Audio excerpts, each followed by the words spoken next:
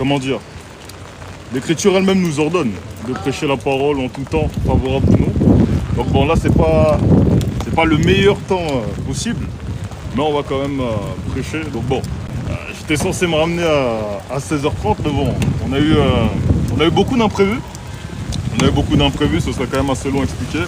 Mais bon, la parole est toujours là, donc bon, on va aller et on va prêcher.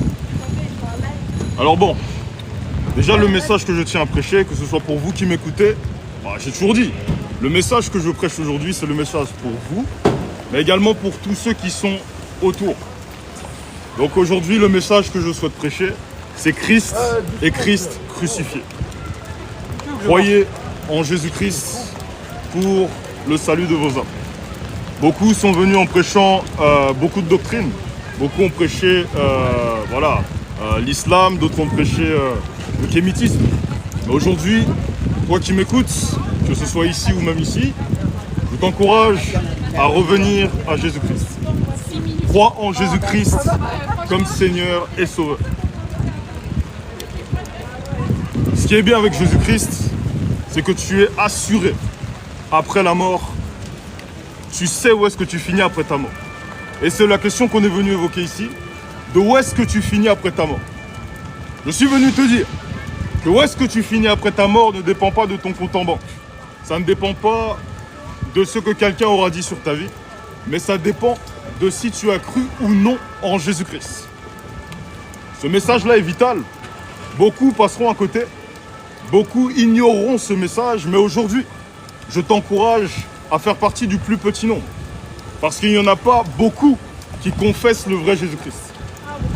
Beaucoup aujourd'hui nous disent qu'ils confessent Jésus-Christ, mais lorsqu'on regarde ce qu'a dit Jésus-Christ, Jésus lui-même qui disait « Celui qui m'aime garde mes commandements ». Beaucoup disent croire en Jésus-Christ, mais n'ont pas gardé les commandements de Jésus-Christ. Mais aujourd'hui, je t'encourage à croire au vrai Jésus-Christ pour le salut de ton âme. Jésus-Christ est le salut pour quiconque croit. Voici encore, le message est tellement vital que même lorsque le temps ne permet pas, voici, il pleut, mais on est quand même là pour prêcher la bonne nouvelle et le salut en Jésus-Christ. Beaucoup ont prêché des doctrines, beaucoup ont prêché le raisonnement, mais je suis venu te dire qu'en ce qui concerne où est-ce que tu finis après ta mort, ça ne dépend pas de ton raisonnement intellectuel. Ça ne dépend pas de ta compréhension de Dieu, mais ça dépend de Jésus-Christ. Beaucoup sont dans les ténèbres, beaucoup sont dans le sombre, beaucoup sont dans le flou. Parce que lorsqu'ils arrivent, ils viennent, ils te donnent des conseils pour la vie, c'est propre, c'est beau à entendre. Mais lorsqu'on parle en ce qui concerne la vie éternelle, où est-ce que tu finis après ta mort, c'est zéro. J'ai reçu un message récemment de Jésus-Christ qui disait que tout peut basculer du jour au lendemain. Tu ne sais pas ce que demain te réserve. Tu ne sais pas ce que après-demain te réserve. Tu ne sais pas qu'est-ce qui se passe dans 10 ans, 15 ans, 20 ans. Mais en croyant en Jésus-Christ, peu importe ce qui se passe, tu seras serein. Aujourd'hui, on voit qu'il y a des guerres.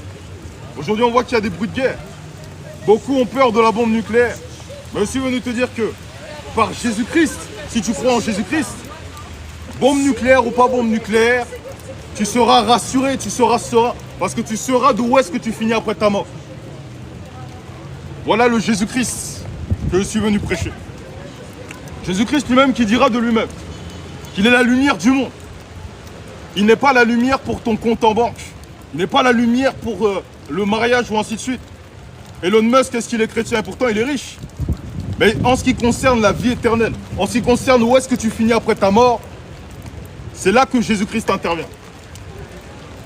Voilà pourquoi je t'encourage aujourd'hui à ne pas fermer ton cœur à ce message. Tu m'écoutes ici, ceux qui m'écoutent autour ici, croyez en Jésus-Christ pour le salut de vos âmes.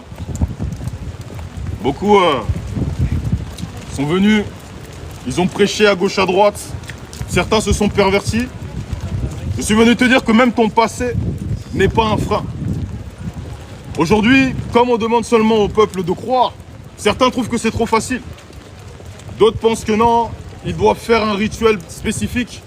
Je suis venu te dire aujourd'hui que la seule chose que tu as à faire, c'est de croire. Bon, On est né... bon, moi-même, j'ai eu des parents. Je suis né d'une femme. Je ne suis pas parfait. J'étais pas parfait. Mais par Jésus-Christ, je sais précisément que même la mort ne m'impressionne pas. La mort ne me fait pas peur. Parce que j'ai cru en Jésus-Christ. Ce n'est pas quelque chose de compliqué. C'est quelque chose de plutôt simple. Mais c'est quelque chose... C'est-à-dire cette chose-là, cette action-là, te permettra d'accéder à la vie après la vie. Voilà pourquoi aujourd'hui, peut-être tu es craintif, peut-être tu es triste, peut-être tu te posais des questions. Mais je suis venu te dire que Jésus-Christ, c'est la réponse. On n'est pas de ceux qui restent chez nous. On sait que le message qu'on prêche aujourd'hui, il est vital, il est capital, il est décisif. C'est le pourquoi, malgré la fatigue, malgré le temps, on vient te prêcher et t'encourager à croire en Jésus-Christ. Moi-même, je n'ai pas toujours été de ceux qui aimaient parler en public. Ce n'était pas mon délire, ce n'était pas mon plaisir. Mais l'amour de Jésus-Christ change et j'en suis la preuve vivante. Voilà pourquoi je t'encourage à croire. Beaucoup aujourd'hui sont freinés, beaucoup aujourd'hui se sentent condamnés, beaucoup aujourd'hui font le jeu d'acteur. C'est-à-dire qu'ils arrivent, ils viennent devant les gens, ils sourient, ils sont heureux, ils sont contents, mais chez eux, ils pleurent. Je suis venu te dire que Jésus-Christ, premièrement, c'est le chemin, la vérité et la vie pour ton âme. Pour où est-ce que tu finis après ta mort. Mais je suis venu te dire également que, en ce qui concerne la vie présente, Jésus-Christ aura la capacité de se manifester à toi sur cette terre. Certains disent, après la mort, on verra bien. Je suis venu te dire qu'après la mort, tu vas seulement constater que de la véracité, de la réalité de tout ce que je te prêche aujourd'hui. À savoir Jésus-Christ, le chemin pour éviter, pour échapper à la mort. Alors voici, aujourd'hui je suis venu répondre à la question de où est-ce que tu finis après ta mort. Parce que beaucoup ont peur, beaucoup n'ont pas la confiance dans ce message, mais comme moi j'ai l'assurance dans ce message, je te prêche en te disant que après ta mort, c'est la condamnation, c'est la perdition, c'est l'enfer. Si tu n'as pas cru en Jésus-Christ. Mais si tu as cru dans le véritable Jésus-Christ, tu as misé, tu as placé ta foi en lui, Jésus lui-même disait qu'il était la résurrection et la vie et que quiconque croira en lui vivra quand même il serait mort. Donc, la suite, si tu as cru en Jésus-Christ, c'est la vie. C'est la vie, bon, c'est pas une vie comme ici. On voit qu'ici, il y a beaucoup de dingueries qui se passent. Mais la vie en Jésus-Christ, c'est la paix. Jésus lui-même qui dira, je vous laisse ma paix, je vous donne ma paix. La paix sur la terre, à toi qui auras fait un pas en Jésus-Christ. Mais la paix est surtout après la mort. Je suis venu te dire que le plus grand ennemi sur cette terre s'appelle la mort. On est d'accord? Mais il y a beaucoup plus grand que le plus grand ennemi sur cette terre, à savoir Jésus-Christ. Bon, si on prêche avec assurance, c'est parce qu'on prêche de ce qu'on a vu, on prêche de ce qu'on a constaté. C'est le pourquoi. Peut-être que tu vas remettre le message que je te prêche aujourd'hui en question. D'accord, il n'y a pas de souci. Tu peux remettre ce message-là en question, mais moi je t'invite à tester Jésus-Christ. Parce que oui, si on dit que Jésus-Christ est mort et ressuscité, ça veut dire que Jésus-Christ a la capacité encore d'agir aujourd'hui. Si tu appelles quelqu'un qui est mort, la personne ne répondra pas parce que la personne est morte. Mais si tu appelles quelqu'un qui est vivant, la personne répondra parce que la personne est vivante. C'est le pourquoi je te dis, crois en Jésus-Christ, appelle Jésus-Christ, teste Jésus-Christ et il te répondra parce qu'il est vivant. J'ai toujours dit que celui qui a vaincu la mort t'enseignera à toi qui entends ce message comment vaincre la mort. Tu ne vaincras pas la mort par tes œuvres, c'est pas vrai. Certains te diront que non. Il suffit juste que tu fasses rituel, tu jettes des dés. Je suis venu te dire que tu perds ton temps. Voilà pourquoi quand tu vois les sorciers ici, à gauche ou à droite, sache qu'ils sont aveugles. Parce que lorsque nous on vient avec le nom de Jésus-Christ, c'est beaucoup plus fort. Parce que eux n'auront, c'est-à-dire il n'y aura pas de message. Il n'y aura pas de message pour après la mort. N'hésitez pas à tapoter et partager un maximum. Je vois qu'on est combattu ici. Mais ils n'auront pas de message pour pouvoir t'enseigner comment vaincre la mort. Mais par Jésus-Christ, cela est possible. Jésus-Christ, ce n'est pas la haine. Jésus-Christ, ce n'est pas la condamnation. Jésus-Christ, c'est l'amour. C'est le pourquoi je t'encourage. Pas bien? L'amour. L'amour. L'amour. Famille. L'amour, l'amour, l'amour. Portugais, famille. Portugais? Ah, ok. Famille. Ok. La famille, la famille. Donc, ouais, avec plaisir. Donc, c'est ça. Croyez en Jésus-Christ pour le salut de vos âmes. Constatez aujourd'hui que celui qui est combattu comme pas possible, c'est Jésus-Christ. Pourquoi? Parce qu'il n'y a que la vérité qui blesse. Mais si Jésus-Christ est autant combattu, c'est parce que Jésus-Christ, c'est la vérité qui blesse. Voilà pourquoi je t'encourage à croire en ce message, à confesser la vérité. Évidemment, tu ne seras pas tout seul à confesser la vérité qu'est Jésus-Christ. Jésus-Christ, c'est le combat. On ne va pas te faire croire comme les acteurs que dès le moment là où tu as cru en Jésus-Christ, tout se passe bien dans ta vie. C'est pas vrai. Mais en ce qui concerne spirituellement et où est-ce que tu finis après ta mort, tout est réglé. Tout est réglé.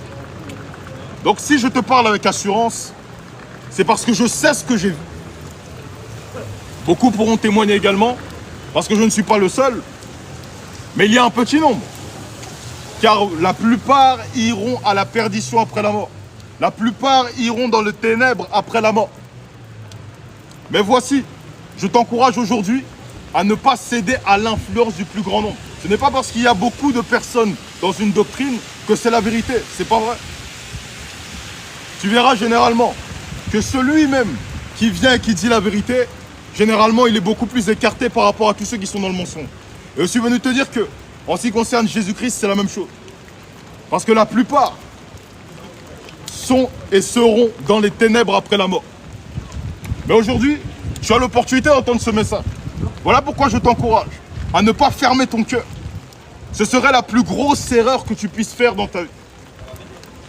Voici encore. On n'est pas venu comme d'autres qui pourraient t'imposer, qui pourraient te mettre des patates à gauche à droite. Non. On est seulement venu te prêcher ce Jésus-Christ. Et voici encore, on vient te prêcher l'assurance de la vie après la mort.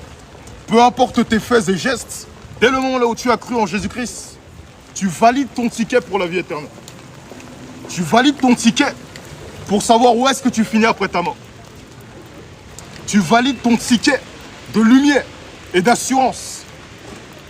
Voilà qui je suis venu te prêcher aujourd'hui.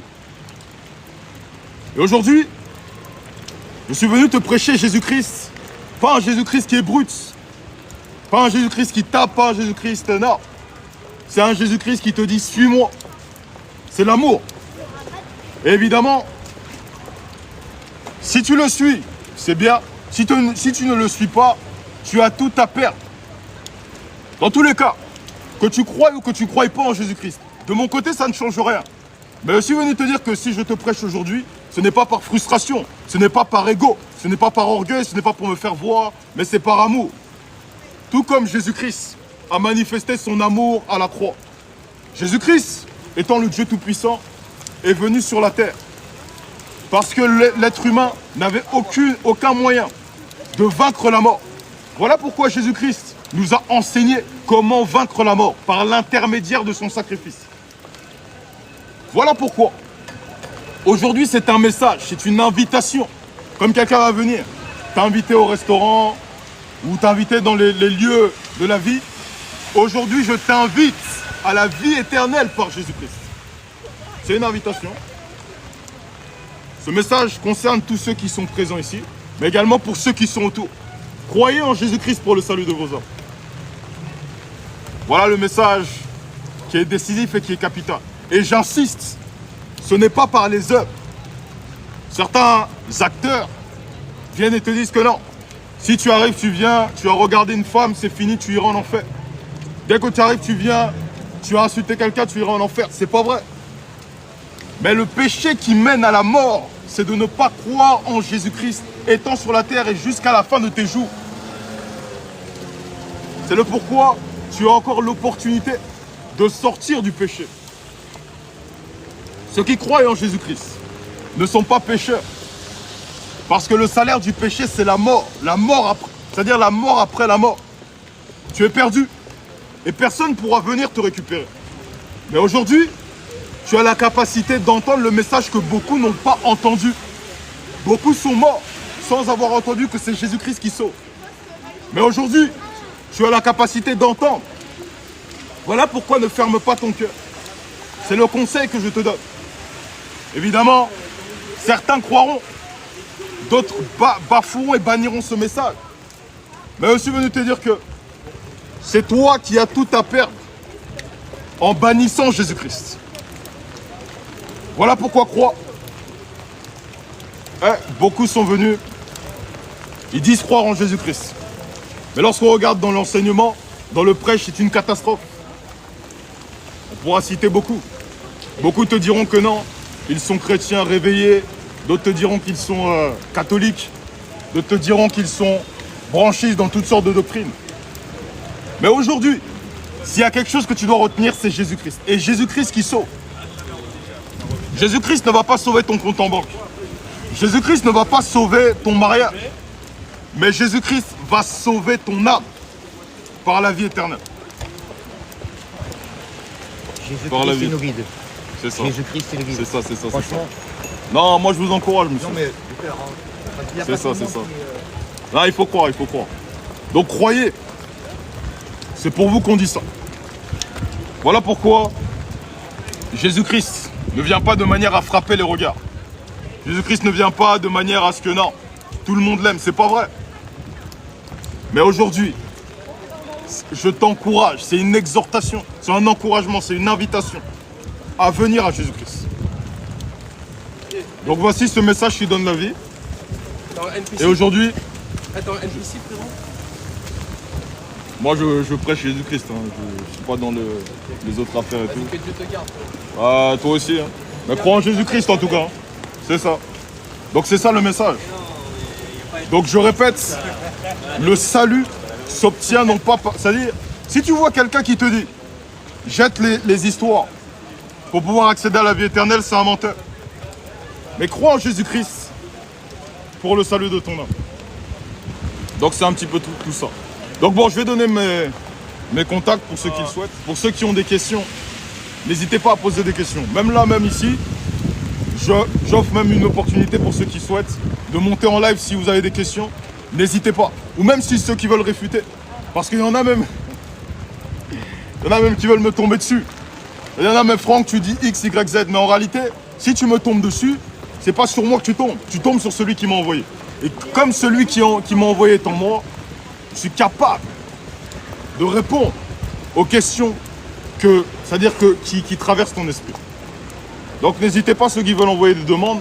Donc je réitère, Jésus-Christ, c'est le chemin, la vérité et la vie.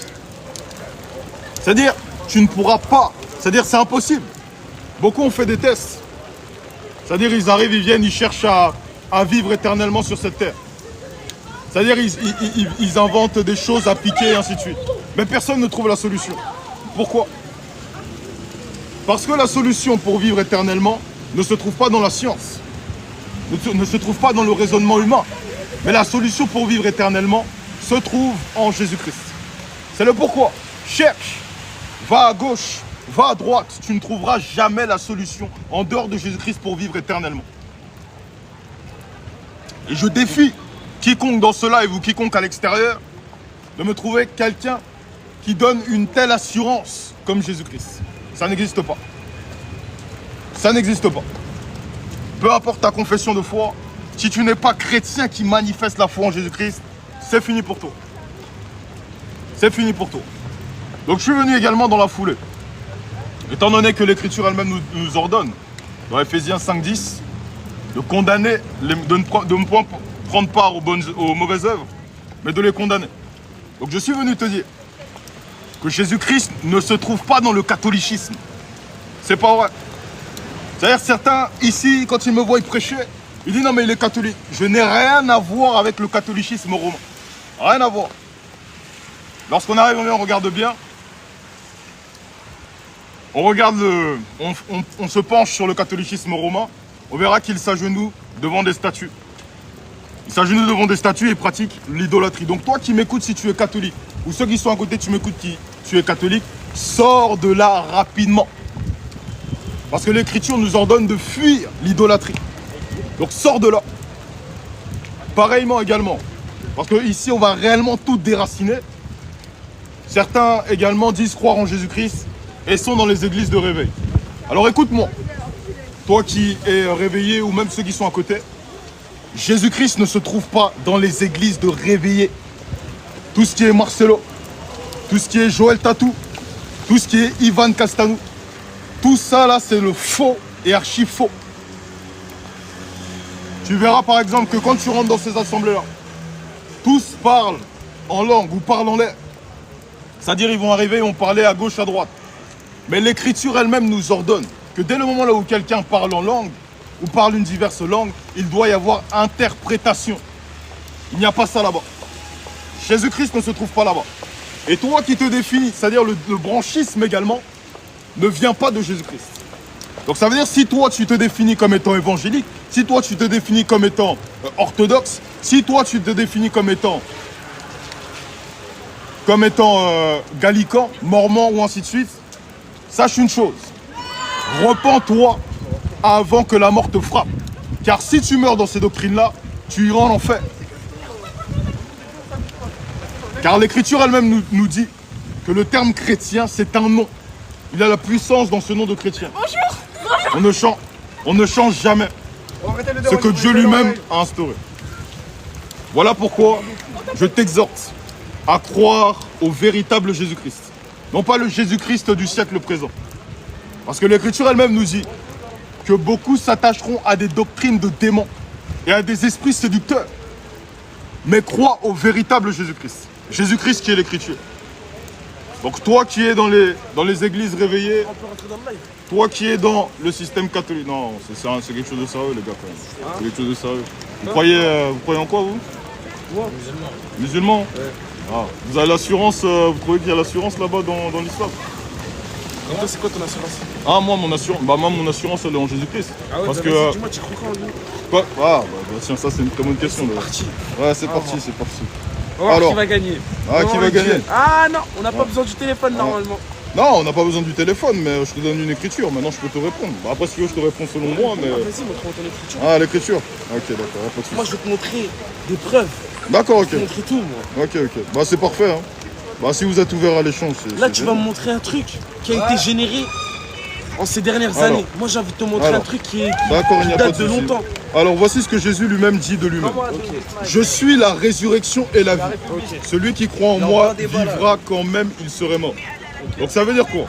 Ça veut dire qu'en réalité, croire en Jésus-Christ, justement, c'est là où j'ai dit, est-ce que vous avez l'assurance dans l'islam? Parce que croire en Jésus-Christ, c'est justement lui-même ce qu'il a dit, je suis la résurrection et la vie. Celui qui croit en moi vivra quand même il se... Attends, je termine, après t'inquiète, je te laisse parler.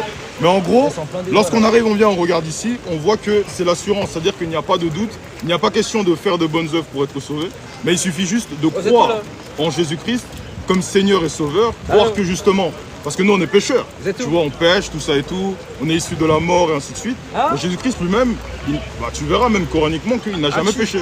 As-tu une source de ce que tu viens de tes propos? T'as une source? Ouais, mais ça c'est une application. Moi j'avais une source qui date de son époque, elle-même. Bon, donne-moi un exemple alors. Tu veux des exemples? Ouais, donne-moi un exemple alors. Donne-moi un exemple qui... Dans le Coran. Oui. Dans le Coran, il y est dit, je te dis ce qu'il y est dit dans le Coran. Dis-moi, oui. Il y a plusieurs hadiths qui disent dans le Coran que Jésus-Christ, c'était un pécheur avant. Non, attends, laisse-moi finir. C'est quand même gros. Laisse-moi finir. C'est quand même gros là quand même. Donc ça veut dire que les... Bon, vas-y, termine.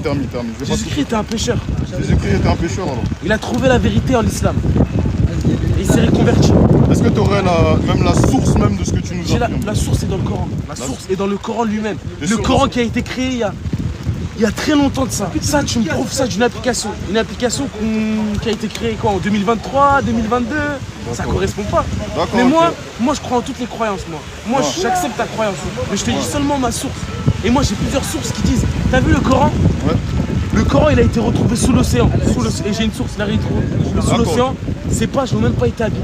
Ok, bah alors moi déjà si je prends l'application, ce n'est pas l'application en elle-même que je prends. Mais en réalité si je prends l'application c'est pour aller beaucoup plus vite parce que je peux me ramener ici avec les livres, mais le temps que je cherche la source, beaucoup ici, bah justement il va y avoir une perte de temps.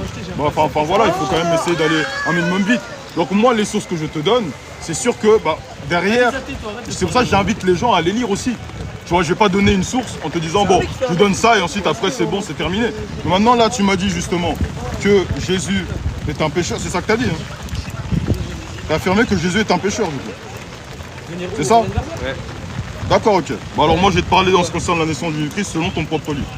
Voici, alors je lis la sourate 19, verset 15 en descendant.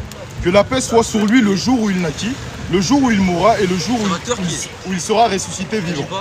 Mentionne dans le livre le Coran Marie quand elle se retira de sa famille en un lieu vers l'Orient. Donc là on parle de Marie, Marie mère de Jésus. C'est au Coran. Voilà, ok. Elle mit entre elle et eux un voile. Nous lui... regarde, je lis ton livre. Elle mit entre elle et eux un voile. Nous lui envoyâmes notre esprit Gabriel qui se présenta sous la forme d'un homme parfait. Elle dit, je me réfugie contre toi auprès du tout miséricordieux, si tu es pieux, ne m'approche point. Il lui dit, je suis, regarde, c'est Gabriel qui s'exprime, hein, qui dit à Marie justement, concernant la naissance de Jésus, verset 19, il lui dit, je suis en fait un messager de ton Seigneur, pour te faire don d'un fils pur. Le fils de Marie, c'est qui?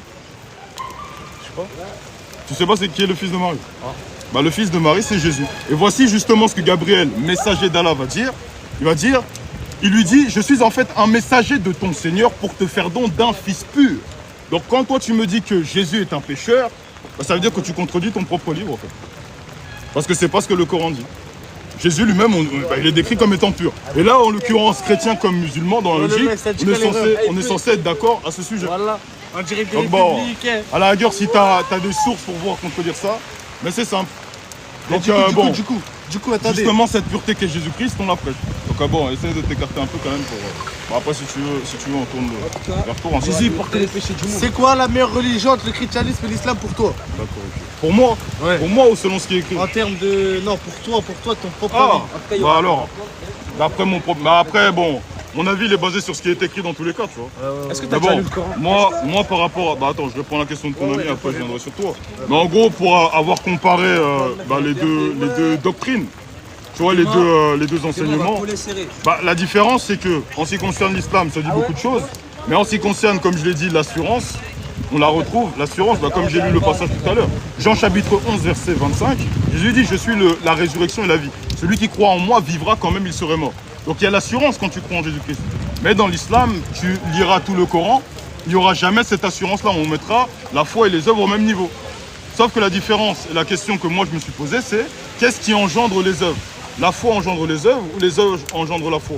Et quand tu meurs, il se passe quoi en christianisme si quand tu meurs, justement, c'est la vie éternelle. C'est le repos. Tu vois, c'est ce que Jésus-Christ lui-même dira. Et tu dors ou pas? Non, mais quand je parle de repos, bon, après, le repos, là, on parle en ce qui concerne spirituellement. Spirituellement, c'est-à-dire que... Oh, attends, je te donne même un passage, même. C'est dans la Thessaloniciens, chapitre 4, tu verras justement le repos de... Non, mais quand tu meurs, là, tout de suite, il se passe quoi, là, dans l'immédiat? Ah, dans l'immédiat? Bah, dans l'immédiat, justement... C'est dans le barzakh. Bah, alors attends, Dans le barzakh. Je te montre un passage. Chapitre 4, verset 15.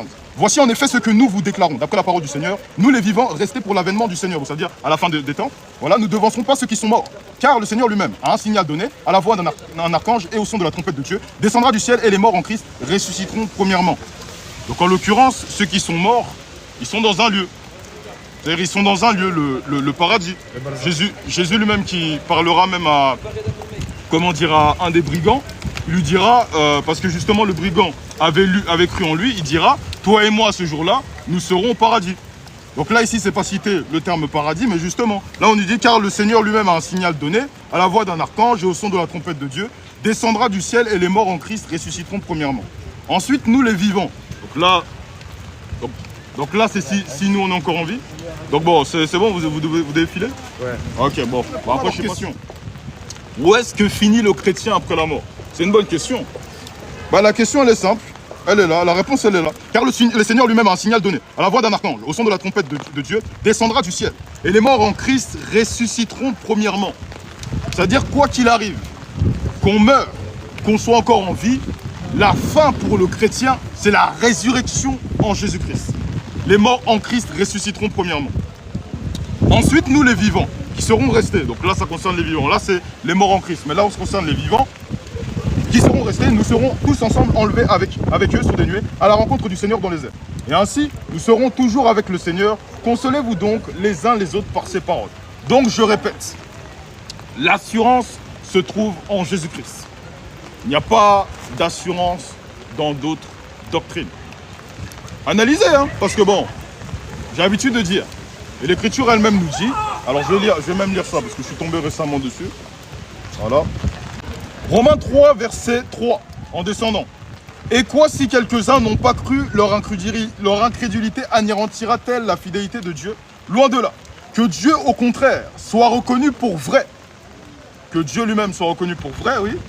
Et tout homme pour menteur, selon qu'il est écrit, afin que tu sois trouvé juste dans tes paroles et que tu triomphes lorsqu'on te juge. Ça veut dire que bon, dès le moment là où je parle, je ne parle pas en ce qui concerne moi-même, mais je parle selon ce qui est écrit. Parce qu'au final, moi-même, je suis un menteur alors. Tous les hommes qui sont présentement ici, on est tous des menteurs. Mais seul Dieu est vrai. Seul Dieu est quoi? La vérité. Ah, Jésus lui-même qui dira dans Jean 14, 6, je suis le chemin, la vérité et la vie. Mais vous dites encore, enfin, bon, je dis pas tout le monde, mais certains disent encore qu'il n'est pas Dieu. Donc croyez en Jésus-Christ pour le salut de vos âmes. Donc bon, là, on est en train de souffrir avec la pluie. Bon, c'est un peu ça, donc bon, on va prendre les deux. Bonsoir. Bonsoir mon ami. Tu m'entends? Très bien. Ok. Alors on t'écoute.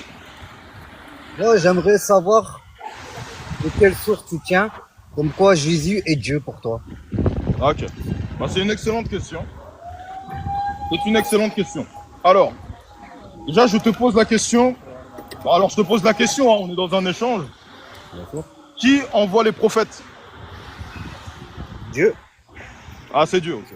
Bah, je te remercie pour ton honnêteté. On est d'accord que c'est Dieu qui envoie les prophètes. Maintenant, je vais aller dans Matthieu 23. Voici ce que Jésus lui-même va nous dire. Alors, d'ici là, dans le contexte, c'est Jésus qui parle. Hein, je te prends le verset 1.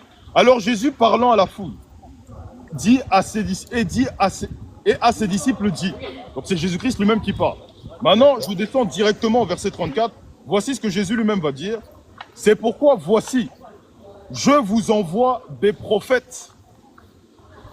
Je répète. C'est pourquoi, nous dit Jésus, voici, je vous envoie des prophètes. Donc, la question que je te pose, Jésus est qui pour envoyer des prophètes? On t'écoute. Non, je vous envoie des prophètes. Après moi, il y aura des prophètes, ça veut dire. C'est pas ce qu'il a dit. Mais je te réponds pas alors. D'accord, là, d'accord. Depuis quand? Une question. Depuis quand Dieu? Écoute-moi, sinon tu vas descendre.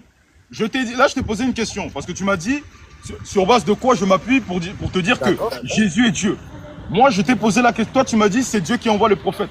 Tu m'as dit ça, non? D'accord, ok, tu m'as dit ça. Maintenant, je te donne un exemple de pourquoi je t'ai dit que Jésus est Dieu. Parce que lorsqu'on arrive je relis même ça d'ailleurs. Je relis cette écriture. C'est pourquoi Jésus lui-même dit, c'est pourquoi je vous envoie, moi Jésus, je vous envoie des prophètes. Ma question est la suivante. Jésus est qui pour envoyer des prophètes? Non, mais d'accord, Jésus est qui pour envoyer des prophètes? C'est ta question. Mais le mot je en français ne veut pas dire je. Dieu n'est pas je. Si tu veux jouer avec des... Je n'ai pas Dieu. Non, mais au bout d'un moment, il faut être honnête quand même. Tu vois? Non, mais moi, je suis honnête avec toi. Il faut être honnête parce que regarde, tu m'as dit c'est Dieu qui envoie les prophètes. Ouais, mais sors-moi un écrit sans équivoque que Dieu dit que je suis Dieu. Bon, ok. Est-ce que quand tu me vois, bon, on va aller même carrément, je vais même aller dans ton sens. Là, quand tu me vois, là, quand tu me regardes comme ça, je suis un humain ou je suis pas un humain? Tu es Franck pour moi. Donc je suis pas un humain, c'est ça? C'est une personne. Réponds à la question simple. Je suis un humain ou je suis pas un humain? Je vais aller dans ton sens, ouais, t'es un humain. D'accord, ok. Est-ce que je t'ai dit que j'étais un humain? Non, je l'ai appris. Tu l'as appris par quoi? Parce que, voilà, quand tu me vois, même par les signes, je te démontre que je suis un humain, on est d'accord? Oui.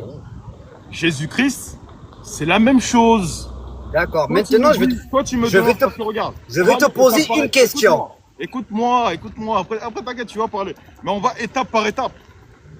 Jésus-Christ là, tu me demandes pourquoi est-ce que je te dis qu'il est Dieu. Je vais pas te montrer directement. Je te montre un signe qui te démontre qu'il est Dieu. Parce que toi-même tu m'as dit que Dieu envoie les prophètes. Maintenant je te démontre un verset qui démontre que Jésus envoie les prophètes.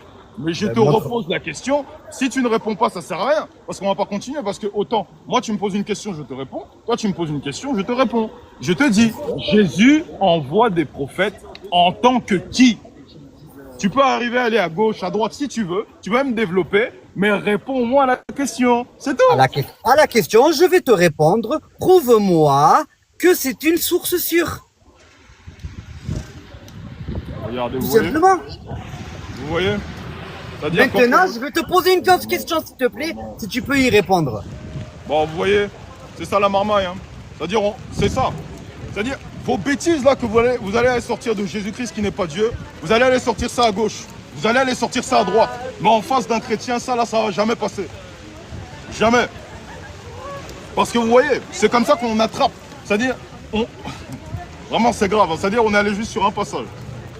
J'ai été seulement sur un passage. Et je prépare et j'anticipe même. Parce que des passages, il y en a plein. Voilà. Des passages, il y en a plein. Mais là, j'en ai seulement sorti un. Donc bon, on va encore laisser encore les gens même monter. Mais ça sert à rien. C'est-à-dire, on te pose la question, on te demande. Jésus envoie les prophètes en tant que qui? Tu veux pas répondre? Bah, ça sert à rien alors. On va laisser un peu nos amis s'exprimer encore.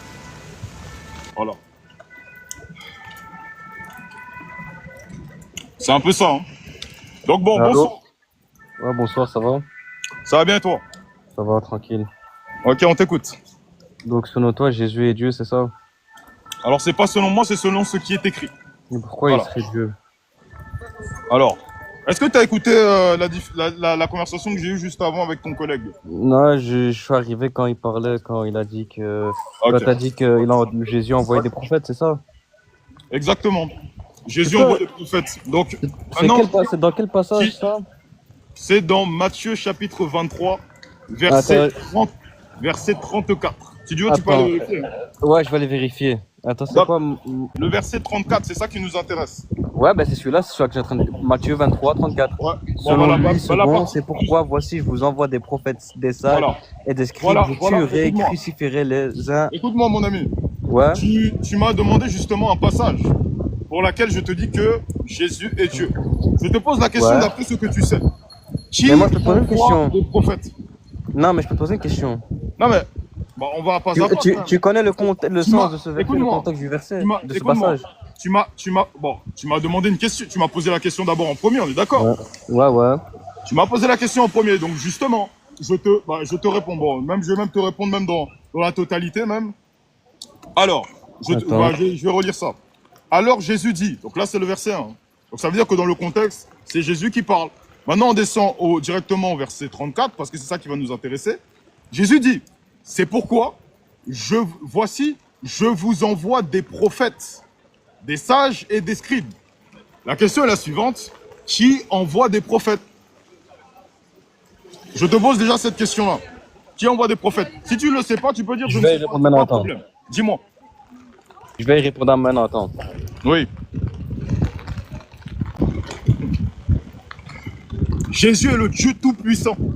Que ça ne vous plaise ou que ça ne vous plaise pas, c'est une vérité que aucun être humain, jusqu'au jour de la résurrection, a la capacité de réfuter. Si toi, tu penses avoir la capacité, on t'attend. Bon, mon ami, on va pas attendre longtemps. Hein. C'est-à-dire, les gens là, ils ont faim, ils ont besoin d'entendre parce que j'affirme beaucoup de choses. Les gens, ils ont besoin d'entendre. Donc, si tu peux un peu nous trouver ça. T'as qu'à faire trouvé la monter réponse d'autres à gens, ta laisse-moi question? faire mes recherches. T'as qu'à faire monter d'autres gens, laisse-moi faire mes recherches. D'accord, ok, bah, je te fais descendre et tu envoies ta Non, demande. Bon. tu peux très bien me laisser en faisant monter des gens. Non, je fais plus ça, on fait ça hors de pas. De toute façon, tu renverras ta demande. Hein, écoute, hein. Merci frère, beaucoup. Voilà, donc bon. Pareil, hein. Alors, bah voilà, il n'y a plus personne. Bref, je vais encore étaler parce que j'ai sorti seulement un passage. Je me dis qu'on a vraiment préparé énormément une liste de passages concernant la divinité de Jésus-Christ. Et je vais en passer encore un autre. Je me permets, je vais dans Psaume chapitre 43, verset 5. Ça va bien? Ouais, on prêche, hein. Message capital, hein. Ah, c'est... Tu crois en quoi, toi? Je suis en vrai. Les deux. D'accord, ok. Et tu t'es jamais posé la question de où est-ce que tu finis après ta mort? C'est-à-dire après la mort, non? Si je suis un bon personne, peut-être Ouais. paradis. D'accord, ok, ouais, peut-être. Bah, justement, en fait, moi, le message que je prêche aujourd'hui, c'est le message de Jésus-Christ. Parce que ce qui est important avec Jésus, et ce qui est intéressant avec Jésus, c'est justement la question là qu'on se pose. Où est-ce qu'on finit après notre mort? Parce qu'on peut vivre, on va avoir les maisons, on va avoir le mariage, on va avoir ceci, on va avoir cela. Mais la question de où est-ce qu'on finit après notre mort, on ne se la pose pas. Il y en a qui prêchent Jésus en disant que voilà, il va te donner le mariage, il va te donner ceci, il va te donner cela. Moi, c'est pas ce que je prêche aujourd'hui. Moi, quand je prêche Jésus-Christ, je te prêche Jésus-Christ pour que justement tu puisses avoir la réponse de où est-ce que tu finis après ta mort. Là, et justement. Et au fait, on a justement cette habitude de croire que au fait, c'est par nos œuvres, c'est par ce qu'on va faire, c'est par ce qu'on va dire que en fait, on sait où est-ce qu'on va finir. Mais justement, en fait, l'homme de base, il est mauvais. Je pense qu'on est d'accord. Voilà, l'homme fait beaucoup de bêtises. Moi-même, quand j'étais plus jeune, j'ai fait beaucoup de bêtises. C'est-à-dire, j'étais dans les insultes, je parlais mal, les choses comme ça. Voilà, on est des êtres humains. Mais justement, en fait, en croyant en Jésus-Christ, Jésus lui-même, il dira « Je suis la résurrection et la vie. Celui qui croit en moi vivra quand même il serait mort. » C'est-à-dire que où est-ce qu'on finit après notre mort? En fait, Jésus-Christ va nous donner la vie après la mort. C'est ça qu'en fait, il nous prêche. Et la vie que Jésus-Christ nous donne, c'est pas une vie comme ici. C'est-à-dire c'est une vie dans la tranquillité, c'est une vie dans la sérénité, c'est une vie justement dans la paix. Et en fait, Jésus-Christ, il est mort et ressuscité, il est venu sur la terre. Bon, je pense que ça c'est quelque chose qui est quand même assez connu, la croix, tout ça. Mais justement, comme on dit que Jésus-Christ est vivant, il faut le tester. C'est-à-dire il faut voir si justement il est vivant. C'est pour ça que moi j'encourage les gens, et je t'encourage toi ou même ceux qui sont à côté, à justement faire ce pas-là vers Jésus-Christ. Justement, tester ce Jésus-Christ, parce que si on dit qu'il est vivant, bah, si on l'appelle, il répond. Donc justement, c'est ça en fait, le message que je prêche aujourd'hui. J'ai une expérience, une vraie expérience. J'ai été musulman 25 ans. Ouais. Mais pendant quelques mois, j'ai voulu apprendre par rapport à la vie de Jésus, comment il vivait en Jérusalem. D'accord, ok. Non, mais je sens le pouvoir. Oui. J'ai déjà... Oui, il y a quelque chose avec Jésus, non? Absolument. Voilà, c'est ça. Bah, justement, moi je t'encourage à... Bah, tu peux lire même, par exemple, la Bible. Tu vois, la Bible, ou même, bon, après tu lis le Coran, c'est pas mauvais aussi. Tu vois, moi par exemple, j'ai lu les 2 livres. Tu vois, j'ai lu les 2, donc j'ai pu un peu... Oui, j'ai lu les 2. J'ai lu tout. C'est-à-dire, j'ai tout lu, donc ça veut dire, moi je sais ce qu'il y a dans le Coran. C'est pour ça que tout à l'heure, les 2 musulmans, ils sont arrivés. C'est-à-dire, ils ont commencé à me dire, non mais il faut aller lire le Coran. Mais le Coran, je l'ai déjà lu. Donc je leur ai répondu par rapport à leur livre. Je leur ai répondu par rapport à leur livre parce que justement, eux, le Jésus, selon eux, que je crois, c'est un faux Jésus. Moi, le Jésus qu'eux, ils croient, je te dirais que c'est un faux. Mais si je te dis que c'est un faux, ne me crois pas moi. Crois justement par rapport à ce que tu as lu. Moi, justement, j'ai pu faire ce comparatif entre les 2 Jésus. J'ai pu comparer le Jésus coranique et j'ai pu comparer le Jésus biblique. Lorsque j'ai pu checker et qu'on a pu analyser le Jésus coranique, bon, c'est un Jésus, voilà. On nous dit qu'il est né sous... Voilà, c'est un homme, bon. Dans le Coran, de manière générale, on dit que c'est le serviteur d'Allah. C'est ça. Justement, ça c'est ce que... Justement, c'est le Coran qui va dire ça. Mais non, mais regardez. Regarde, je te donne un passage. T'as par exemple... Justement, bah regarde. Jean chapitre 5, verset 43. Et c'est l'esprit, non? Si. Mais justement, mais il est venu charnellement. Il est venu charnellement, même dans le Coran, c'est ça aussi. Tu verras par exemple dans Sourate 19, verset 17, il y a justement l'annonce que Jésus doit venir. Étant un fils pur, tu veux que je te lise ça aussi? Le Coran ou... Non, après moi je te dis parce que bon, après il y en a ils vont croire que je mens, tu vois. Si tu me parles, je ouais. vais... Non, bah après toi-même tu m'as dit tu lis. Donc toi-même tu pourras checker, tu pourras voir aussi dans le Coran. J'ai jamais traduit le Coran, j'ai lu seulement comme ça. D'accord, ok. Bah tu as lu, mais tu as compris ce que tu as lu quand même, non? Non, c'est chaud. Bah tu sais comme c'est des choses de la sphère spirituelle, c'est ça qui est important, c'est que quand tu lis, tu dois comprendre. Tu vois, c'est Dieu qui a créé toutes les langues, tu vois. Voilà. Donc justement, il ne faut pas se limiter. Je sais que par exemple dans l'islam, on te dit lis seulement en arabe. Mais justement, si Dieu a créé toutes les langues, Dieu a permis également que le Coran puisse être traduit. Tu vois un peu. Donc n'hésite pas justement à checker, à lire, parce que même si peut-être, admettons, la traduction, on pourrait dire qu'elle n'est pas exacte, bah, au moins ça te donnera un aperçu sur qu'est-ce que c'est qu'il y a dans l'islam, comment on est sauvé dans l'islam. Voilà, moi par exemple, pour avoir lu justement l'islam, je sais qu'on est sauvé, qu'on est à peu près sauvé par l'intermédiaire de la foi qui est égalité avec les œuvres. Le problème de ça, c'est que justement, il n'y a pas la certitude. Parce que justement, l'homme, justement, il est impur, il est mauvais.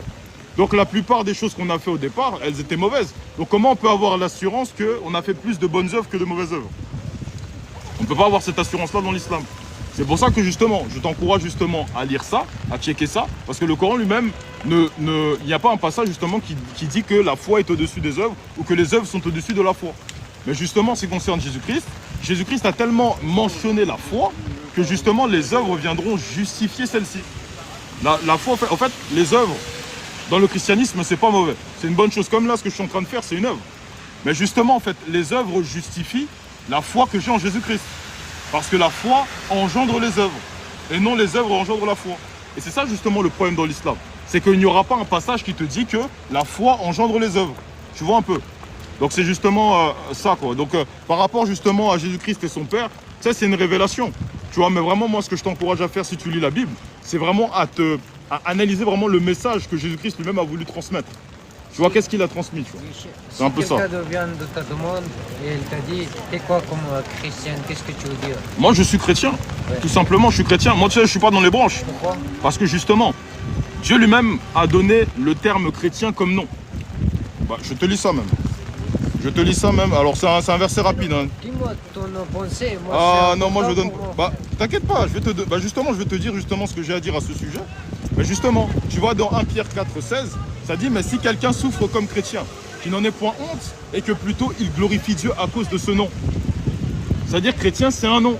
Mais justement, il y a la puissance dans le nom de chrétien. Parce que justement, on a cru en Jésus-Christ, on a reçu la vie éternelle. Donc nous, justement, Jésus-Christ, à ses yeux, il nous voit comme étant chrétien. La puissance émane du nom de chrétien. Donc quand tu vois quelqu'un qui te dit chrétien orthodoxe, ça veut dire qu'il rajoute quelque chose. Jésus-Christ, par exemple, est un nom qui est puissant. On ne rajoutera rien derrière le nom de Jésus-Christ. Au même titre que chrétien est un nom puissant que Jésus-Christ nous a donné, donc on ne rajoute rien derrière. Et il y a beaucoup de mes frères et de mes sœurs qui pensent comme moi. Qui pensent comme moi et qui ont eu la révélation. Que justement chrétien c'est un nom et qu'il y a la puissance dans ce nom-là, donc on ne rajoute rien derrière. Donc tu vois, c'est un peu ça en fait. Tu vois un peu. Donc c'est un peu ça, tu vois. Donc non, moi je t'encourage. Non, c'est normal. C'est normal. Non, avec plaisir. Merci, avec plaisir. En tout cas, non, il n'y a pas de souci. Bah après, si tu veux... Non, moi je te dis, vraiment lis. C'est Dieu qui a permis qu'il puisse y avoir cette conversation-là. Lis, check. Tu vois, même, je te dirais, ne crois pas ce que je te dis. Parce que l'Écriture même nous dit que tout homme soit considéré comme menteur et seul Dieu pour vrai. Mais justement, moi ce que je t'encourage à faire, c'est à checker, à lire et justement à juger, à prier même. Tu vois, n'hésite pas à demander à Dieu. N'hésite pas à demander, parce qu'on dit que Jésus est vivant. Dans ce cas, n'hésite pas, tu l'appelles, tu vois. Est-ce que le Jésus des chrétiens, est-ce que tu es réellement présent? S'il est vivant, il te répondra. Moi, personnellement, j'ai fait ce test-là, ça m'a été bénéfique. Beaucoup de mes frères et sœurs ont fait ce test-là, ça nous a été bénéfique. C'est pour ça qu'on témoigne de Jésus-Christ. Moi, à l'époque, parler ici en public, c'était impossible. Ah, moi, je courais. Mais quand tu m'entends parler comme ça, on dirait pas. Tu vois, on dirait que c'est inné, tu vois, quand tu m'entends parler. Et pourtant, c'est pas ça. C'est-à-dire, Jésus-Christ, il m'a transformé. Donc, c'est le témoignage, au fait, que de sa présence. J'ai déjà tu vois cette énergie en moi. Voilà. Voilà, tu vois. Donc maintenant, il faut justement aller plus loin. Certains, ils voient l'énergie, ils se disent, bon, c'est mes pensées. C'est pas tes pensées. Parce que tu n'es pas tout seul. Nous aussi, on a vu ça. On a vu ça et à ce moment-là, on a fait nos recherches, on a prié, on a cherché la révélation. Et Jésus-Christ s'est révélé à nous. Donc on témoigne derrière, tu vois. Donc c'est un peu ça. C'est pour ça qu'on n'a pas peur, même devant les gens ici, de témoigner de la puissance de Jésus-Christ. Parce qu'on sait ce qu'on a vu. Tu vois, tu seras sûr. Et tu pourras justement prêcher proprement si tu sais ce que tu as vu. Moi, je sais ce que j'ai vu, donc je suis sûr. Et moi, je t'encourage justement à ne pas rester dans ce flou-là. Parce qu'il faut se poser la question, si la mort me frappe, je finis où? C'est une question qui est capitale. Tu vois, donc je t'encourage justement voilà, à faire ça. Voilà, non, avec plaisir. Allez, courage. Donc c'est un peu ça. Vous voyez, c'est valable pour ceux qui sont à côté, mais c'est valable pour vous aussi. Croyez. Et pour revenir sur la divinité de Jésus, on va toucher un point intéressant. Et en ce qui concerne la divinité de Jésus-Christ, bon, je vais laisser les versets. À mon avis, c'est là où justement on va aller m'attaquer aujourd'hui, donc c'est une bonne chose. Donc, bon, je prends aléatoirement. Hein. Voilà. Alors, on ira dessus même plus tard. En tout cas, c'est... Bonsoir. Bonsoir, monsieur Franck. Bonsoir, ça va bien? Ouais, ça va par la grâce de Dieu. Ok, gloire à Dieu alors. On Ouais, t'écoute. je traîne pas là, mais je vais juste te confirmer que Seigneur Jésus-Christ, c'est lui le vrai Dieu. C'est ça. Bah, amen. Amen. Il est le vrai Dieu, c'est lui le alpha et l'oméga. C'est ça. Apocalypse 108. Je sais de quoi je parle. C'est ça. Ouais, Tu veux, t'as un témoignage à nous donner un peu pour ceux qui sont... Non? Ah ben, j'ai plein de témoignages à dire, mais mon français c'est pas vraiment bon. En fait, je sais D'accord, pas ok. si Bah, tu vas comprendre. Ben, je veux dire, Seigneur Jésus, il m'a montré plusieurs fois que c'est lui le vrai Dieu. ouais. Si tu crois en lui, même si tu es faible, mais si tu es profondément de prière, toi-même, il va te donner les sagesses, l'intelligence, tu vas comprendre que Jésus-Christ, c'est le seul unique Dieu, c'est lui le Père, c'est lui le Fils, c'est lui le Saint-Esprit. Amen. Il a accepté de venir de ce monde parce qu'il n'y a pas de Dieu. C'est un seul Dieu qui peut parler. Attends, je sais pas si tu me comprends là. Non, moi je te comprends parce que moi c'est ce que je prêche, donc... Ouais, il y a personne qui peut partager, comme toi tu es président, même si tu es un fils, tu peux pas partager, on dit quoi? Le mot là, je sais pas comment je peux dire. Ah, dis comme ça te vient, tu vois. Au fait, je veux dire, il y avait qu'un seul Dieu qui pourrait venir dans ce monde. Il y avait personne, sauf lui-même, Dieu, qui a accepté de venir dans le ventre de Maman Marie, qui a se transformé comme l'humain dans le ventre, mais il est devenu avec le Saint-Esprit. C'est lui-même le vrai Dieu. Tu crois ou pas, même si tu es musulman, même si tu es bouddhiste, même si tu es chrétien, tu crois ou pas, moi je le confirme que Jésus-Christ, c'est lui le véritable Dieu. Bah, on est d'accord. Et au moins c'est... Bah voilà. Donc je suis pas le seul. C'est-à-dire, il y en a ils pensent que non, mais en fait, Franck il vient, il est là, il prêche dans les rues, mais non, je suis pas le seul. Jésus-Christ s'est manifesté à notre sœur Massanka. Donc n'hésite pas d'ailleurs. D'ailleurs, bah n'hésite pas même à me contacter même sur le... Bah tu sais, on s'entraide, tu vois. On s'entraide. Si vraiment on confesse la même chose, on s'entraide, donc n'hésite pas. Hein. T'as mes réseaux, de toute façon t'as tout en bio. Hein, mon Snap, mon Insta, je sais pas. Même bon WhatsApp si tu veux. Bon, j'ai à peu près tout ça, donc bon n'hésite pas, hein, tu m'ajoutes et puis bon on échange un peu sur la foi. C'est important, tu vois, de s'exhorter les uns les autres. Et voilà comme dans Apocalypse 14, non, dans Acte 14, tu verras que justement les apôtres ils s'exhortaient, disant que c'est par beaucoup de tribulations qu'il nous faut accéder au royaume de Dieu. Donc justement n'hésite pas. Et puis voilà, c'est un peu ça. Merci beaucoup Franck, mais c'est ma vie privée, je sais quoi de dire que Jésus-Christ est Dieu parce que j'ai beaucoup de témoignages, mais je m'arrête là, c'est lui le vrai Dieu, merci beaucoup. Nous on a fait des témoignages, hein, donc si tu peux nous offrir ça même en privé. Il m'a même montré chez moi avant que je vienne en Belgique, hein. Il y avait des menaces même quand je dormais, tout ça. J'étais au Congo, je suis congolaise. Il y a beaucoup de choses, ouais, le Congo. Vive le Ouais, Congo. j'étais au Congo. Tu vois que, mon frère, je manque le mot. Jésus, il est le vrai Dieu. Jésus, c'est le Dieu. T'inquiète pas, il y a des choses où même les mots ne peuvent expliquer. Mais la puissance du Seigneur est manifeste, donc c'est l'essentiel. Donc tout ça pour vous dire. C'est le même message. Hein. Croyez en Jésus-Christ pour le salut de vos âmes. Hein. C'est pas qu'une question de... non, tu es... alors voilà, on peut comprendre. Si peut-être tu es musulman, tu es peut-être... je ne sais pas, tu es peut-être... bouddhiste, j'en sais rien, mais tu as grandi dans une certaine doctrine, c'est normal que tu places ta foi en cette doctrine-là étant petit. Mais maintenant que tu as grandi, que tu es conscient et que tu entends justement diverses doctrines, remets en question. Remets en question. Moi, mes parents, ils sont pas chrétiens. Mes parents n'étaient pas chrétiens. Mais justement, quand on est arrivé, on a pesé, on a analysé justement, est-ce que Jésus-Christ est vrai ou non? Bah, on a tranché. On s'est rendu compte que non, en fait, bah, c'est la vérité.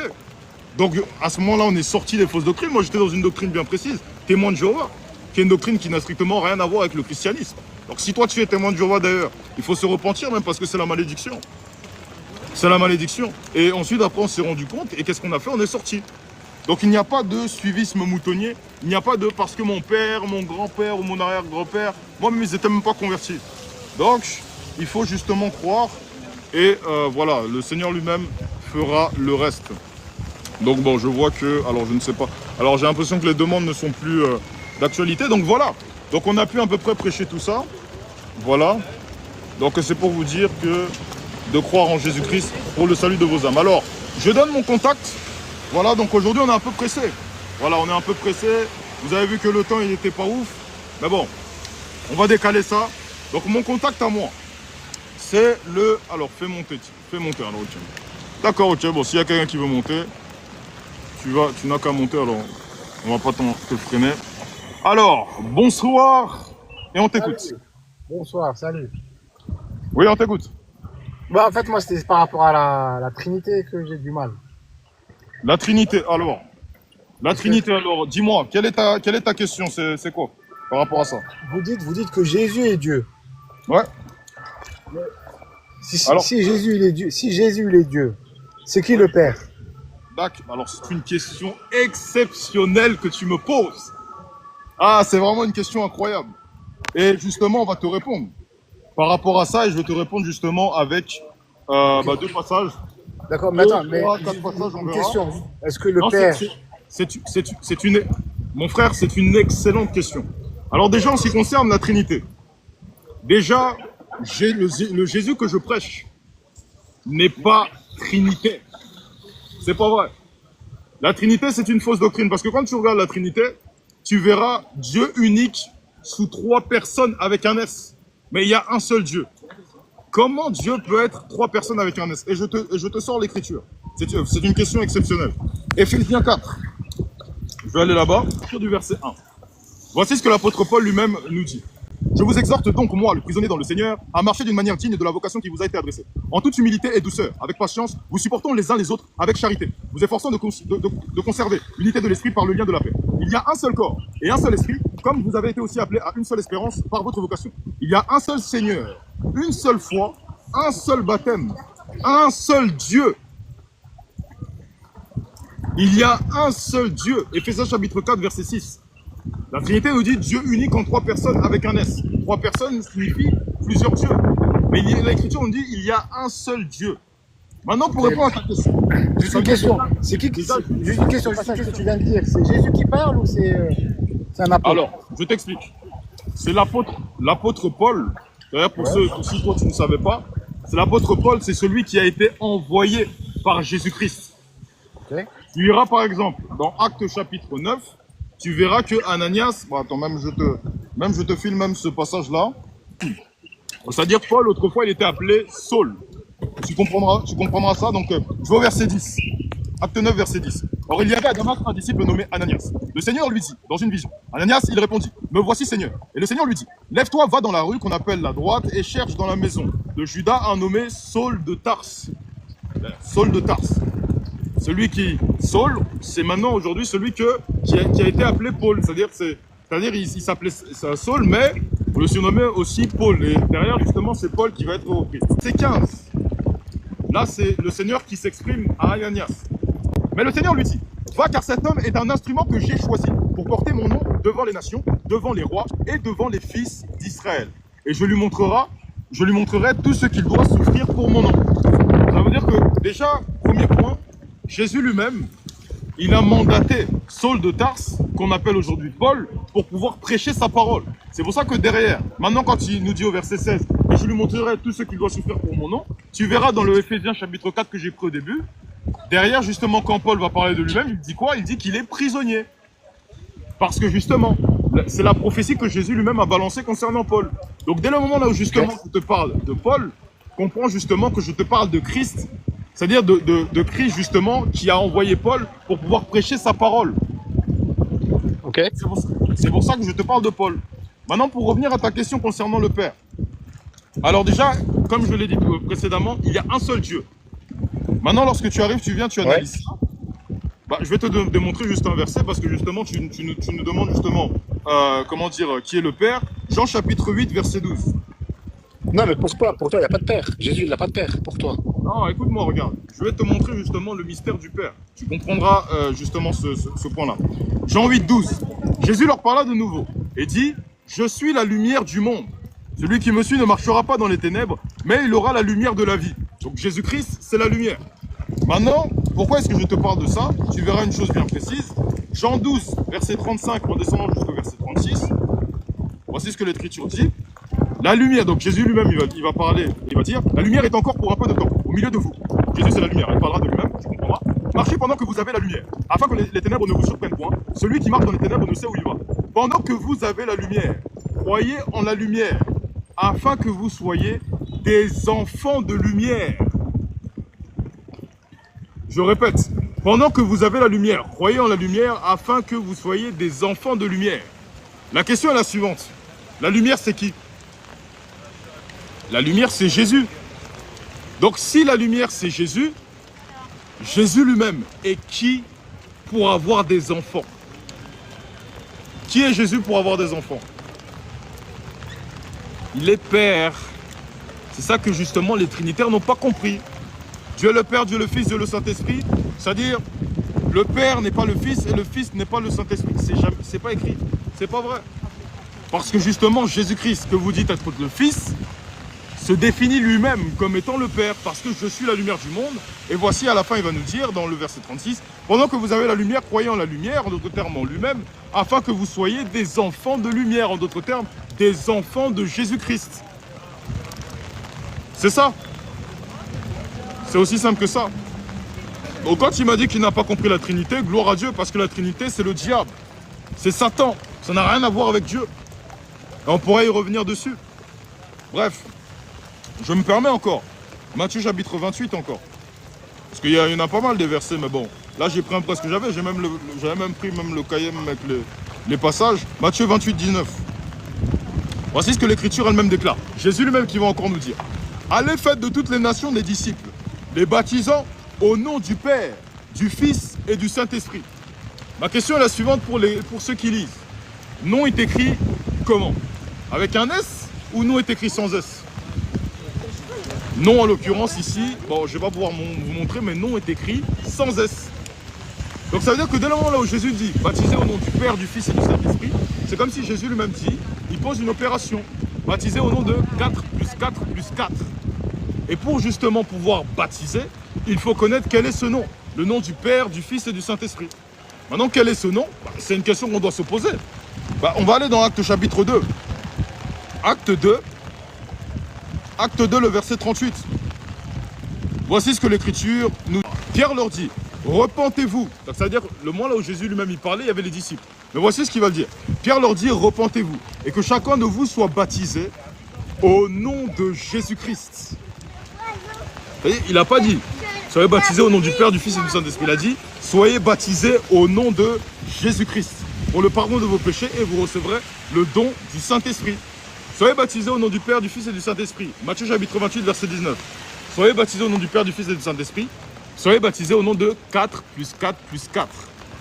Maintenant, quand on te dit 4 plus 4 plus 4, quand on va arriver, on va te donner une feuille, tu vas pas... C'est-à-dire, on va te dire 4 plus 4 plus 4. Mais on va pas tu vas pas remettre 4 plus 4 plus 4. Tu vas mettre justement la réponse.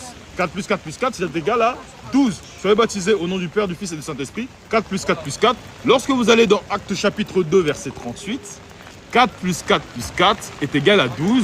Au même titre que Père, Fils, Saint-Esprit est égal à Jésus-Christ. C'est le pourquoi l'apôtre Pierre ne reprendra pas la formule, la déclaration « Soyez baptisés au nom du Père, du Fils et du Saint-Esprit ». Mais il dira « Soyez baptisés au nom de Jésus-Christ ». La révélation. J'aurais pu prendre ce verset-là pour répondre à notre ami directement. Mais j'ai préféré encore prendre les dires de Jésus-Christ pour vous faire comprendre que c'est lui qui est le Père, c'est lui qui est le Fils et c'est lui qui est le Saint-Esprit. Vous verrez encore que Jésus-Christ lui-même, quand il parlera du Saint-Esprit, je vais me permettre de prendre ça, quand le consolateur, donc Jésus encore qui parle, quand le consolateur sera venu, l'esprit de vérité, esprit est écrit avec un grand E, l'esprit de vérité, la vérité c'est qui? Jean chapitre, c'est-à-dire Jean chapitre 14 verset 6. Jésus lui-même dira, je suis le chemin, la vérité et la vie. Donc quand on nous dit l'esprit de vérité, c'est l'esprit de Jésus-Christ. Prenons l'exemple de l'homme. Si moi je te dis, si par exemple je dis l'esprit de Nora, si je dis l'esprit de Nora, je ne suis pas en train de parler d'un autre esprit, je suis en train de parler de l'esprit de Nora. J'appelle l'esprit de Nora, ça veut dire que je n'appelle pas Nora charnellement, mais j'appelle l'esprit de Nora. Donc j'appelle Nora sous une autre forme. C'est la même chose en ce qui concerne l'esprit de vérité, le Saint-Esprit. Donc lorsqu'on parle du Saint-Esprit, Jésus lui-même qui viendra sous une autre forme, l'esprit de vérité, l'esprit de Jésus-Christ. Tout simplement. Tout simplement. Donc c'est un petit peu ça. Donc pour répondre à la question de notre ami, bon c'est un peu dommage. Voilà, il est parti. Donc bon, je vais prendre, là on est sur la demande finale. Alors, je vais prendre la dernière demande. Voilà, notre ami, bon, le musulman, bon, ça, c'est une bonne chose. Ça. C'est parfait. On vous aime, hein, les musulmans. On vous aime vraiment. Ouais, bonsoir. Bonsoir, on m'entend bien? Ouais, ouais, je t'entends bien. On t'écoute, mon ami. Oui, je voulais savoir pourquoi vous dites que... je peux pas parler trop fort. Hein. Attends. Donc, je répète, hein, ce qu'on a dit depuis le début du live. Hein, c'est-à-dire, on insiste encore dessus. Croyez en Jésus-Christ pour le salut de vos âmes. Donc, pour vous qui m'écoutez ici, pour tous ceux qui sont à côté, c'est la même chose. C'est le pourquoi j'élève la voix pour que tous écoutent le message qui donne la vie. Le message de Jésus-Christ. Donc, notre ami, bon, il n'est pas là, bon. Attends, vite fait. Ouais, Ah, vite mon fait, ami, parce qu'il y a la famille et cours tout. après le... Oui. Attends. Ah, c'est hard. Pourquoi les gens ils disent Jésus, c'est Dieu, alors que lui-même dans Jean 17, verset 3, il dit le contraire. Ok. Il dit, la vie éternelle, c'est qu'ils te connaissent toi, le seul vrai Dieu, et celui que tu as envoyé. Pour moi, c'est un envoyé, Jésus, tu vois. D'accord, ok. Ok. Alors, par rapport à ça. Enfin, c'est pas pour moi, c'est Déjà- pour lui aussi. Non, t'inquiète, il n'y a pas de souci. C'est une bonne question, même. Hein, donc, je vais même... Alors, tu m'as dit Jean 17.3, c'est ça? Ouais, s'il te plaît. Parce que... Jean 17.3, alors. Je vais lire ça, hein, comme ça. Alors, Jésus lui-même dira, « Or, la vie éternelle, c'est qu'ils te connaissent, toi, le seul vrai Dieu, et celui que tu as envoyé, Jésus-Christ. » Ok, donc par rapport à ça, c'est une excellente question.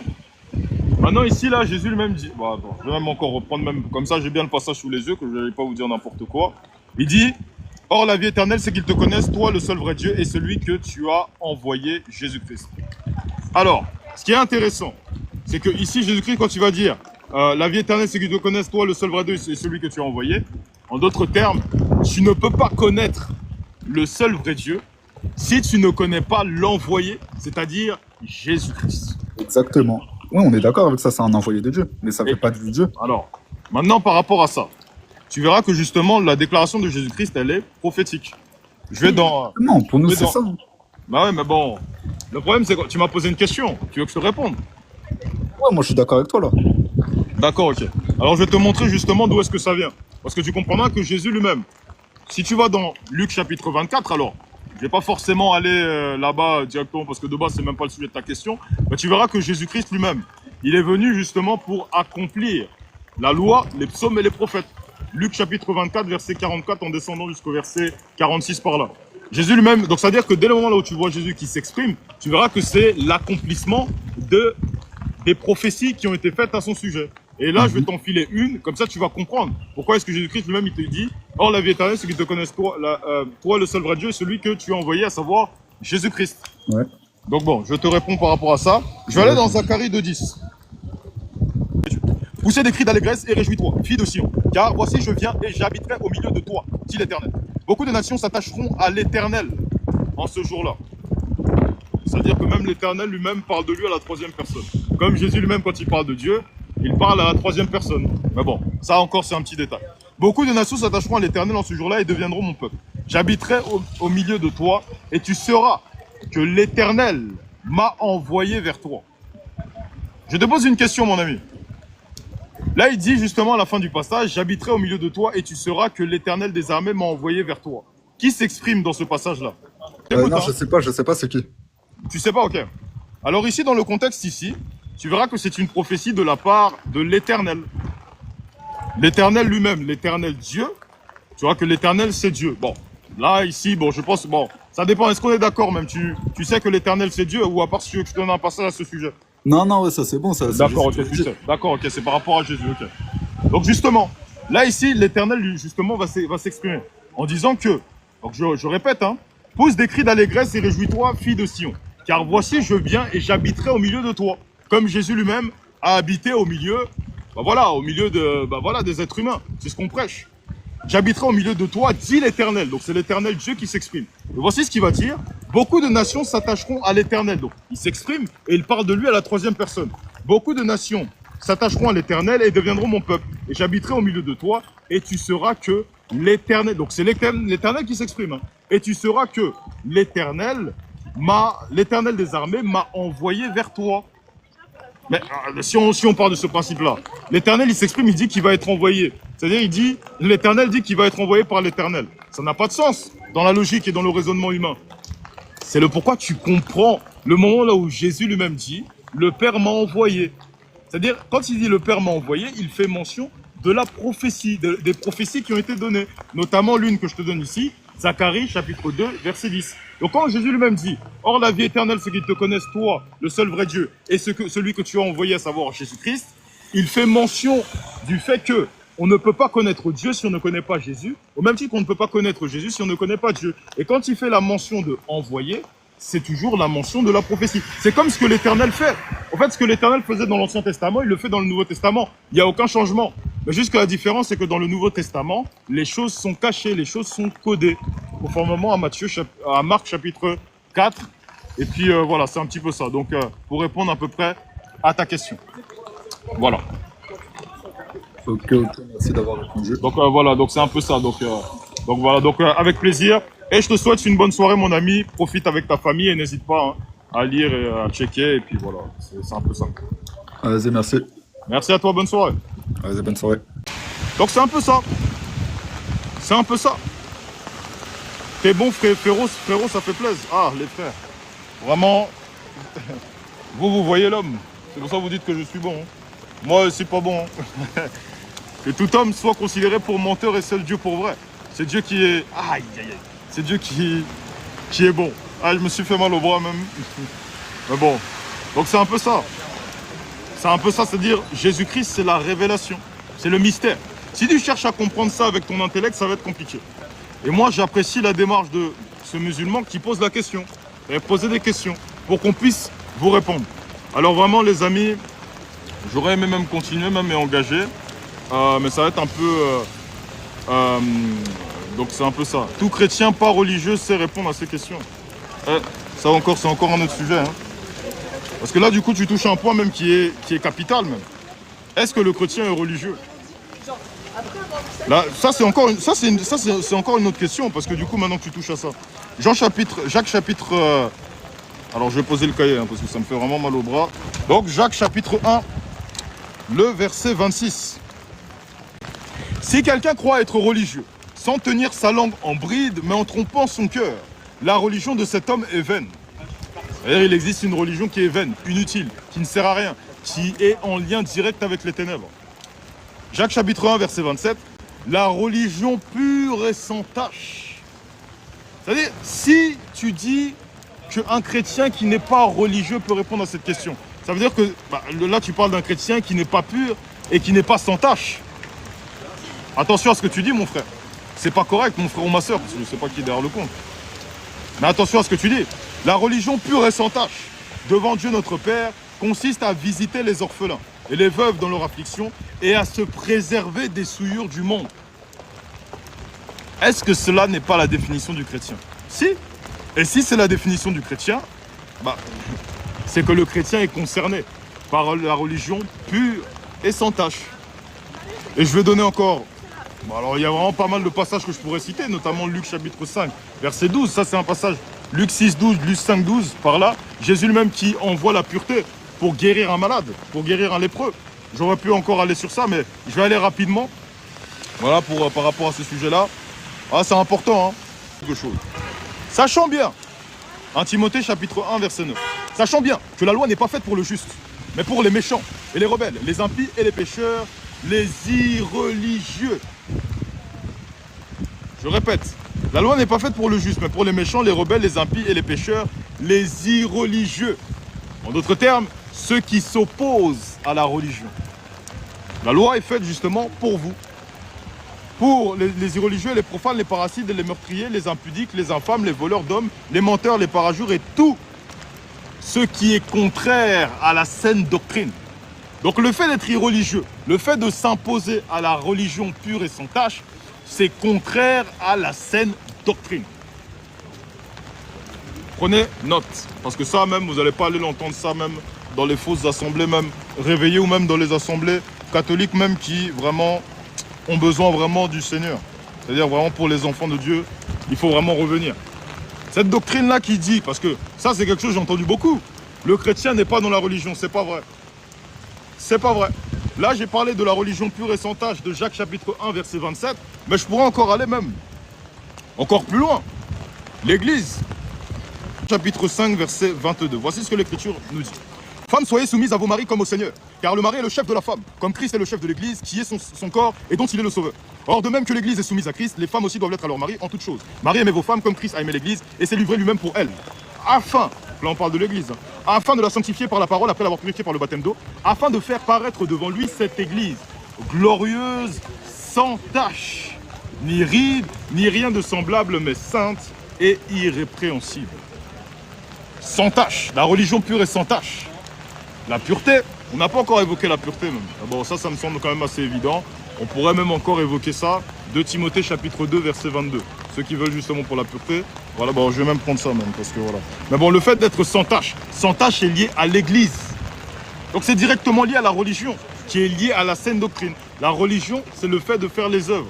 C'est pourquoi dans Jacques chapitre 1 verset 27, on nous dira « La religion pure et sans tache consiste à visiter les orphelins et les veuves dans leur affliction et à se préserver des souillures du monde. » Et même lorsqu'on parle de visiter les veuves dans leur affliction et les orphelins, on parle de l'évangélisation, le prêche, la doctrine.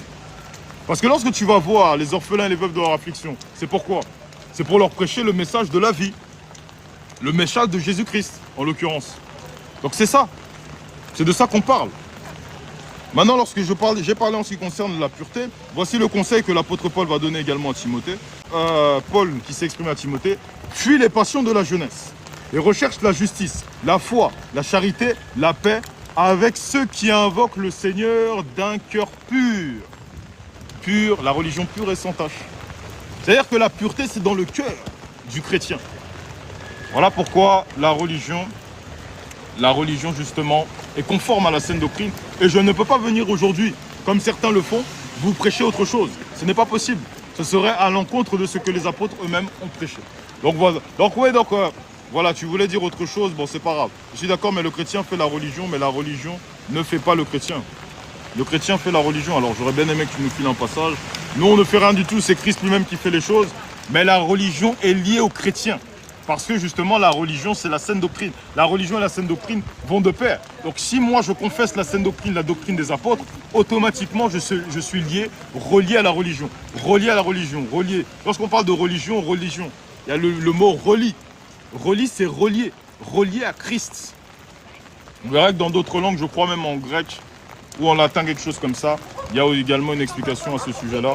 Mais pour vous faire bref, la religion pure et sans tache concerne le chrétien, donc c'est un peu ça.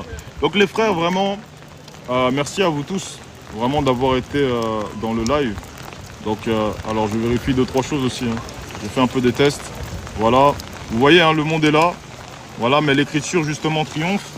Donc, je vous encourage à confesser la vérité. Mes réseaux sociaux, comme je l'ai dit, sont dans la bio. Alors, je n'ai pas donné justement, l'enseignant. Voilà, qui justement m'a baptisé, et justement, c'est par l'intermédiaire justement de ces enseignements qu'il y a beaucoup de choses qu'on sait. Donc forcément, au même titre que l'apôtre Paul disait justement à Timothée de rendre témoignage de lui, nous également on va rendre témoignage de notre frère, à confesser la vérité et à prendre votre baptême, très important. À prendre votre baptême, j'ai parlé de Matthieu chapitre 28 verset 19 et de Actes chapitre 2 verset 38, méditez sur ça. Méditez sur ça. Et prenez votre baptême conformément à la saine doctrine. Le baptême se prend au nom de Jésus-Christ. Je pourrais évoquer ça. Ceux qui ont d'autres questions, ceux qui veulent faire débat, ceux qui justement, voilà, ont besoin peut-être d'un conseil ou peut-être d'une exhortation, n'hésitez pas à aller dans mes différents réseaux sociaux. Mon TikTok ici, n'hésitez pas à me suivre, à vous abonner, à vous qui êtes assoiffés et qui aimez la puissance des Écritures. Voilà, donc pour ceux qui veulent m'attraper, vous me trouvez là-bas. Voilà, peut-être s'il y a des personnes qui veulent faire débat, qui ont des questions. Quand j'ai dit justement que la Trinité c'est le diable, j'ai pas développé. Quand j'ai dit justement que le système réveillé est un système qui justement envoie à l'abattoir, je n'ai pas également abordé ce sujet-là.